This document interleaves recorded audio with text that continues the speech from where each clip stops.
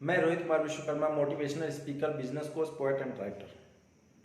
आज मैं ऐसे मुद्दे पर बात करना चाहता हूं जो बहुत ही वो मुद्दा सबके लिए एक टेंशन का मुद्दा है और सभी लोग उस टॉपिक पर बात कर रहे हैं। मैंने YouTube पर देखा तो सबके अलग अलग विचारधारा हैं और बार बार एक ही मुद्दे पर बात किया जा रहा है। वो मुद्दा है मोदी जी रोजगार दो। वो मुद्दा है मोदी जी रोजगार दो। मुझे ये बात ही नहीं समझ में आ रही। देखिए, सबसे पहले मैं आपको ये क्लियर कर दे रहा हूं, ना मैं भाजपा का प्रमोटर हूं और ना कांग्रेस का विरोधी हूं। मुझे किसी पार्टी का मैं विरोधी बिल्कुल नहीं हूं।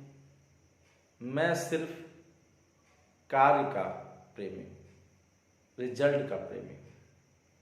आप ऐसा क्या कार्य कर रहे हैं जिससे जनता, अधिक से अधिक जनता संतुष्ट हो रही है? मैं उसका प्रेमी हूं। और मैं जो बात मैं समझाना चाह रहा हूं वो बात से बहुत लोग नाखुश भी होंगे, मुझे फर्क नहीं पड़ता। पर मुझे सिर्फ इतना सा है कि अगर किसी एक व्यक्ति को भी या 10 व्यक्ति, 100 में से अगर 10% लोगों को भी मेरी बात समझ में आ गई तो गेम चेंज हो जाएगा। सबको रोजगार मिल जाएगी। भाई ध्यान से सुनो, सबको रोजगार मिल जाएगी। अगर मेरी बातें आपने अच्छी तरह से सुन लिया तो गेम चेंज हो जाएगा, सबको रोजगार मिल जाएगी। आप बोलेंगे वो कैसे? वो ऐसे है, अब थोड़ा सा बात कर लेते हैं इस पर। वो कैसे? मुझे एक बात नहीं समझ में आती है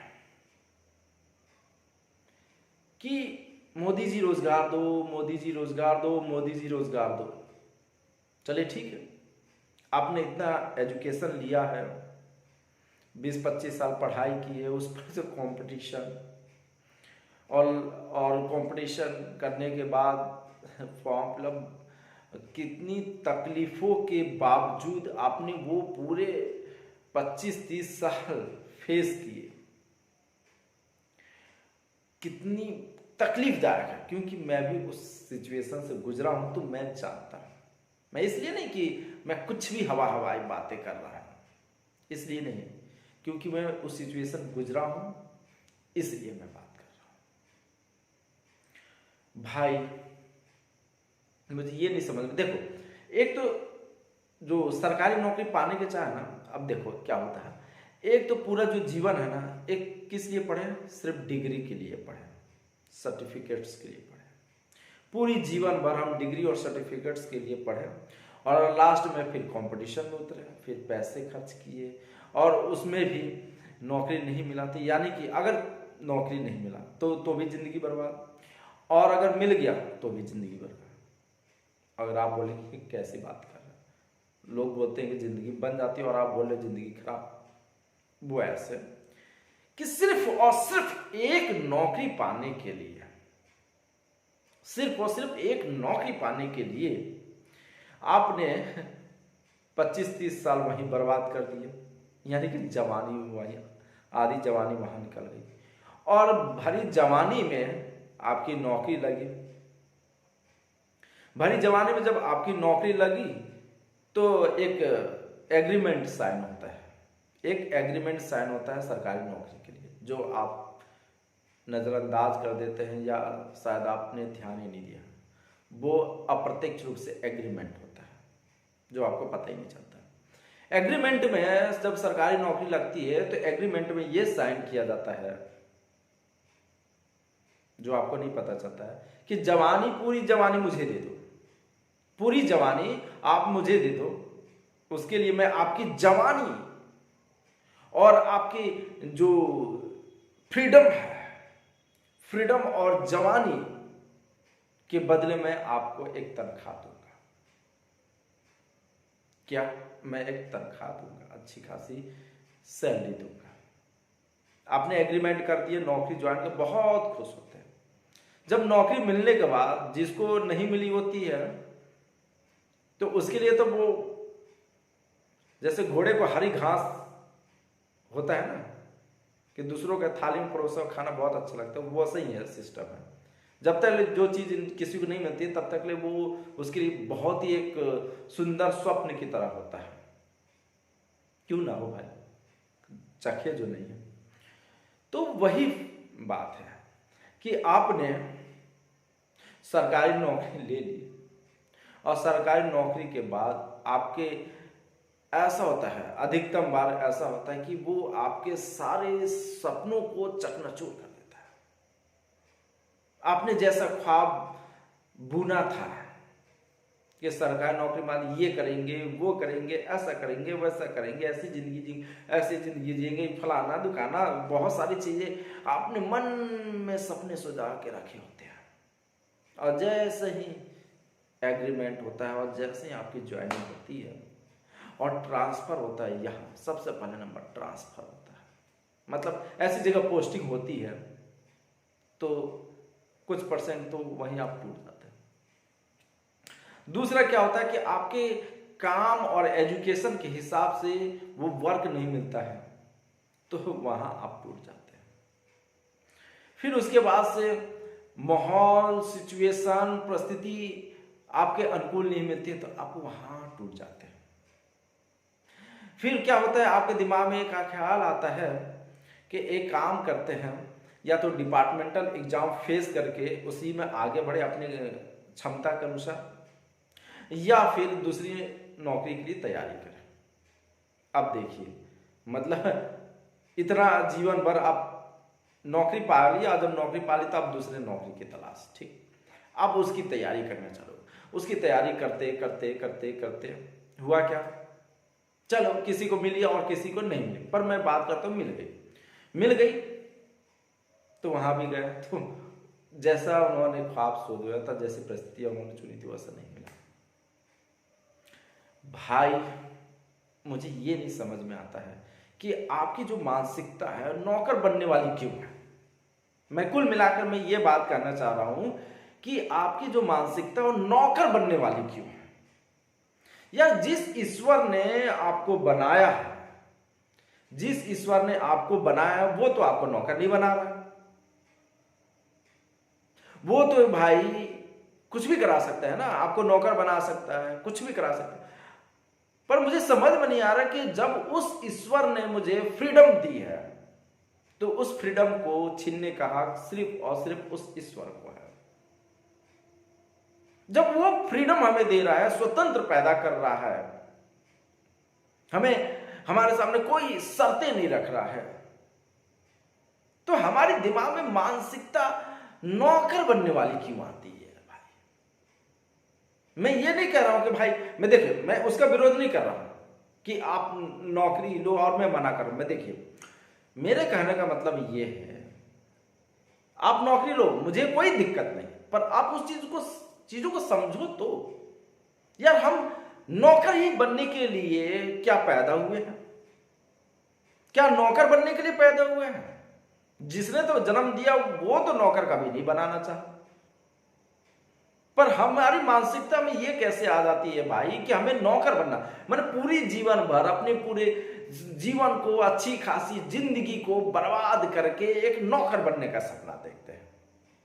अब थोड़ा सा फर्क ये होता है, कोई अच्छा वाला नौकर, कोई बड़ा वाला नौकर, कोई स्टैंडर्ड वाला नौकर, इस टाइप का नौकर बनना चाहता है। अच्छे भांति भांति प्रकार के बढ़िया बढ़िया टाइप के अच्छे अच्छे नौकर बनना चाहते हैं। वो तो आखिर नौकर ही भाई। मुझे ये नहीं समझ में आता है कि भाई नौकर ही क्यों? क्या आपके अंदर इतना गट्स नहीं है? क्योंकि मान लो उसका, अगर मैं आपको दोष नहीं दे रहा हूं, अच्छा एक बात मैं ये भी बोल रहा हूं कि आपको मैं दोष नहीं दे रहा हूं कि आपकी मानसिकता में नौकर वाली जो चीजें पैदा हुई है ना, आपको मैं दोष नहीं दे रहा हूं, आपका दोष नहीं है, आपका मालूम क्यों? क्योंकि जब हम पैदा होते हैं ना, तो सबसे पहले नंबर हमारे परिवार वाले हमारी मानसिकता में भर देते हैं, नौकर बनना है, बढ़िया वाला नौकर बनना है, बढ़िया वाला नौकर बनना है। अगर बढ़िया वाला नहीं बन पाया तो छोटा मोटा नौकर बन जा, पर बन जा, दामाद बन जा, सरकारी दामाद बन जा, बढ़िया रहेगा। बिल्कुल। अच्छा, उसमें भी क्या भर दी जाती, कुछ नहीं, बैठा बैठा पैसा मिलता है, काम ना करो फिर भी पैसा मिलता है। मतलब सरकारी नौकरी के प्रति गजब गजब की धारणा उसमें भर दी जाती है, जितना दाम उतना काम, बना बने रहो पगला काम करेगा अगला, कौन कौन से थ्योरी उसमें पेशकश कर दी जाती है। और सरकारी नौकरी को एक ऐसे मॉडिफाइड कर दिया जाता है कि भाई वो तो आपके लिए स्वर्ग है, वो तो आपके लिए स्वर्ग है, ऐसा मॉडिफाइड कर दिया जाता है। तरह तरह की उसमें गोल्डन स्टेटमेंट देते हैं, और वो गोल्डन स्टेटमेंट हमारे दिमाग में बैठ जाता है। भैया काम तो करना ही नहीं है, एक बार सिर्फ सरकारी नौकरी लग गई, काम तो करना ही नहीं पड़ेगा, फ्री का पैसा आएगा, ज्यादा पैसा मिलेगा, मतलब हमारी जिंदगी ऐसी हो जाएगी वैसी। का गोल्डन स्टेटमेंट बचपन से आगे माँ बाप भरते हैं। फिर स्कूल में जाते हैं तो स्कूल की जो इंडियन एजुकेशन सिस्टम जो है, तो वो इंडियन एजुकेशन सिस्टम ही तैयार किया गया नौकर बनने के लिए। तो वो एक पूरी कोशिश में लगा रहा था कि मैं एक अच्छा नौकर पैदा करूं, एक अच्छा नौकर पैदा करूं, ठीक है। और उसमें से कुछ लोग बनते हैं और कुछ लोग नहीं बनते हैं। अच्छा, फिर उसके बाद से क्या होता है कि परिवार, फिर समाज वाले, क्यों आपका लड़का बहुत तैयारी कर रहा था, क्या हुआ, नौकरी लगी क्या, नौकरी लगी क्या? अच्छा भैया मालूम है उसकी नौकरी लगी तो उसको दहेज इतने मिले हैं, उसको दहेज इतना मिला है, उसके देखो ठाट बाट क्या है, नौकरी पे जाता नहीं है तो देखो उसकी पेमेंट बनती है।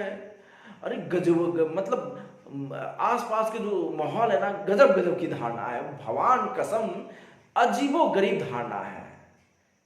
मैंने एक तो इंडियन एजुकेशन सिस्टम ने मेरे को, मतलब सभी को एक ऐसे माला में प्रेम, मैंने एक अच्छा नौकर बनने के लिए मजबूत सिस्टम गढ़ा गया है।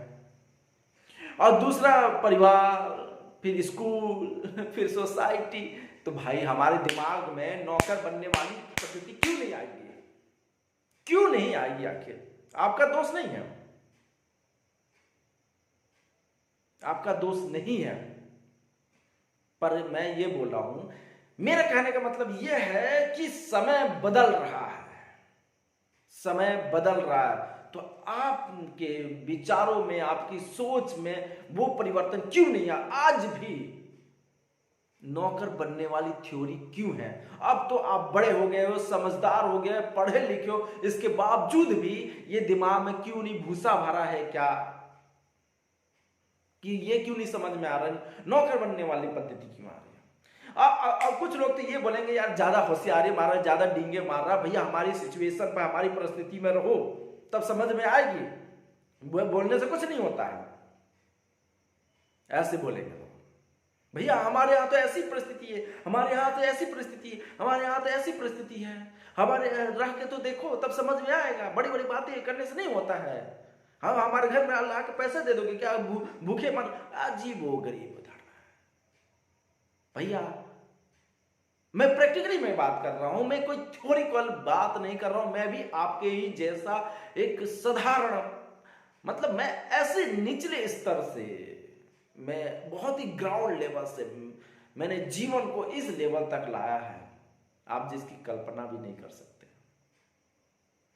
मैंने ऐसे लाइफ को सरवाइव किया है कि अगर मैं बताऊंगा ना तो आप बिलीव नहीं करेंगे। पर मेरा मतलब ये नहीं है कि मेरे को वीडियो को बड़ा लंबा करना, अपने बारे में बताना। मैं आपको सिर्फ ये बताना चाहता हूं कि भाई समय बदल रहा है, सोच बदलो। समय बदल रहा, सोच बदलो। सोच बदलोगे तो मालिकों वाली सोच बदलो, बॉस बनने की, ऑनरशिप लेने की, जिम्मेदारी लेने की। आप देखो, आप जिम्मेदारी लोगे तो शुरू में सभी लोग आपको भला बुरा कहेंगे। पर अगर आप अपनी सोच पर अड़े रहे, अगर आप अपनी सोच पर अड़े रहे, तो एक दिन, मैं बता रहा हूं, एक दिन आपका अनुसरण वही लोग करेंगे जो आप आज आपका विरोध कर रहे होते हैं। बस आप अड़े रहो, अपनी थ्योरी पर अड़े रहो। पर भाई मैं एक चीज में बता रहा हूं, थ्योरी पर तभी अड़ना जब उस फील्ड की अच्छी खासी जानकारी हो। क्योंकि जब तक ले थ्योरी मजबूत नहीं होगा तब तक ले उसका प्रैक्टिकल अच्छे से नहीं कर सकते। प्रैक्टिकल अच्छे से करने के लिए थ्योरी बहुत ही महत्वपूर्ण है। थ्योरी आगे होती है, आदमी थ्योरी को पढ़ता है, उसके बाद से प्रैक्टिकल करता है। तो यानी कि आप जो भी कुछ बनना चाहते हो, जो भी आप करना चाहते हो, अपने अचीव करना चाहते हो, तो सबसे कि छोटी छोटी सी चीजों को से लेके बड़ी से बड़ी चीजों को जानकारी आपको होनी चाहिए, तभी आप ऑनरशिप ले। और एक और चीज है कि आप जिम्मेदारी लेना सीखो। जिम्मेदारी है अपने अपने परिवार के प्रति, अपने लाइफ के प्रति, क्योंकि आज लोगे तो कल आपका बच्चा जिम्मेदारी लेगा।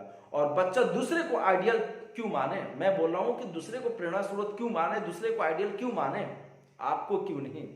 आप ऐसा बनो।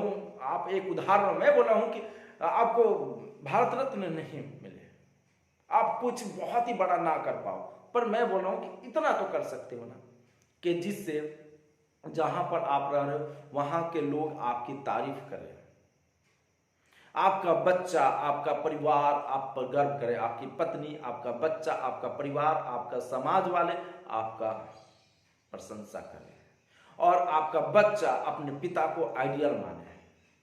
इतना तो कर सकते हो भाई। ये मत कहना कि मेरे यहां परिस्थिति है। भाई परिस्थिति तो किसी को भी आपके अनुसार नहीं मिल सकती है। परिस्थिति आपके अनुसार कभी भी नहीं हो सकती है। परिस्थिति को अपने अनुसार करना पड़ता है। जिसके विचारों में क्रांति होती है वो विषम परिस्थिति को भी अपने अनुकूल कर लेता है, और ऐसा होता है। तो प्लीज मोदी जी नौकरी दो, नौकरी दो, उनके घर में नहीं उग रहा है। भैया मालिक तो बनो, नौकरी पैदा होगी। मोदी जी भाई सबसे सीधा सिंपल है कि वो प्राइवेटाइजेशन करना चाहते हैं, प्राइवेटाइजेशन करना चाह रहे हैं, वो सबको प्राइवेट कर देंगे। अब उनकी क्या थ्योरी है, मैं बोल रहा हूं कि उस पर अपना समय बर्बाद करने में क्यों लगे हो। जो भी आपका बच्चा कुछ जो समय है ना, उस पर क्यों बर्बाद करने में। मोदी जी नौकरी दो, मोदी जी नौकरी दो, और आप ऐसा कहेंगे और वो अपने घर में से लाएंगे और इसे तो बांट देंगे। भाई उनके पास होगी नौकरी तो। अब उनका कॉन्सेप्ट ये है कि सरकारी नौकरी वाले को जितनी पेमेंट देते हैं, सरकार नौकरी वाले को जितनी पेमेंट देते हैं उतनी पेमेंट में 10 लोगों की नौकरी मिल जाएगी, उनका पेट भरेगा, उनके घर में आग जलेंगी, रोटियां पकेंगी। उनका कॉन्सेप्ट ये है। मैं देखिए, मैं विचारधारा की बात कर रहा हूं। सब अपने विचारधारा के अनुरूप ही वो आगे जीवन में प्रोग्रेस करते हैं। तो वो सबकी विचारधारा अलग हो सकती है। अब कौन किस चीज को किस नजरिए से देख रहा है, मैं ये नहीं कह रहा। मेरे कहने का मतलब ये है कि वो अपनी सोच की वजह से वो नए नए एक्सपेरिमेंट कर रहे हैं। अब क्या अच्छा करना चाह रहे हैं और क्या बुरा करना, मतलब कुछ समझ में नहीं है। पर मैं ये कह रहा हूं कि भाई आप अपने जीवन में प्रैक्टिकल करना शुरू कर दो, जिम्मेदारी लेना शुरू कर दो। नौकरी नहीं, बॉस बनने की जिम्मेदारी लेना चालू कर दो, क्योंकि वक्त बदल रहा है। आज अगर आपने डिसीजन नहीं लिया तो समय आपको मजबूर कर देगा कि आपके प्रति डिसीजन क्या होगा। समझो मेरी बात को, समझो। मोदी जी के घर में नहीं उग रहा है। आपकी जिम्मेदारी है, आपकी जिम्मेदारी है कि नौकरी पैदा करने की आपकी जिम्मेदारी है। जब आप ऑनर बनेंगे, मालिक बनेंगे, मालिक वाली प्रवृत्ति लाएंगे, मालिक वाला कॉन्सेप्ट लेके आएंगे, उसके प्रति पूरी जानकारी जुटाएंगे, उसको इंप्लीमेंट करेंगे, एग्जीक्यूट करेंगे तो नौकरियां मिलेंगी,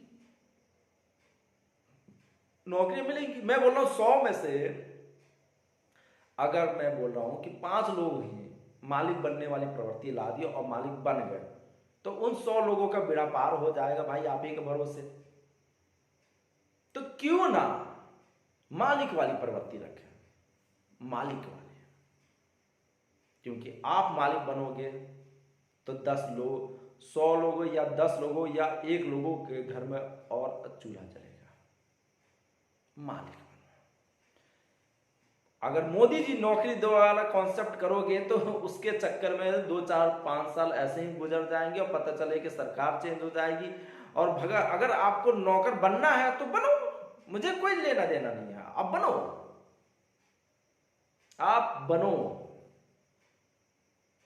मुझे कोई लेना देना नहीं है। पर आप खुद सोच के देखो कि भाई मैं बोल रहा हूं वो प्रैक्टिकली मैं बात कर रहा हूं, कोई थ्योरी और कोई किसी के मोटिवेशनल चीजों को मैं लेकर नहीं बात कर रहा हूं।